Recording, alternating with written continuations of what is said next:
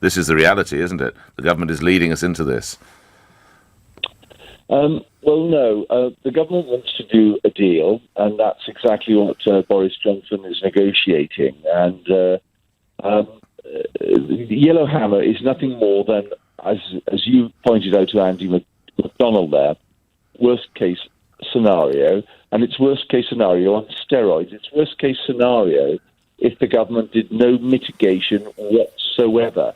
And the fact is that the government has spent something in the region of about £8 billion, Nick, in mitigation preparation for what may or may not happen.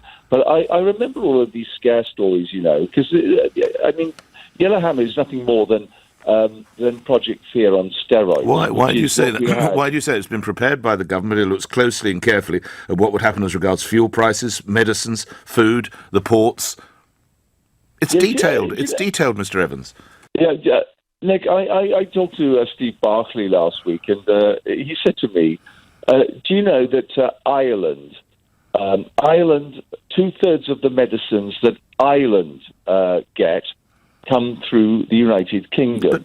So if there are going to be shortages in the UK, there will be shortages in Ireland. Now, I don't see how that helps. Lastly, Mr. Evans, how can the Prime Minister have spent the last weeks talking about the possibility, not that he seeks it, but that he would be prepared to die in a ditch and have a no-deal Brexit, having had sight of these papers that we read today? How could he possibly do that if he's a responsible individual? Well, it's the same thing that if I said to you, Nick, do the worst-case scenario with no mitigation as to what's the worst things that can happen to you when you get out of bed in the morning. And everybody sort of starts with the prospect that at some stage you're going to be mowed down by a bus or something. Mm-hmm. The fact is that worst-case scenarios, literally, without any mitigation at all, you would never get out of bed.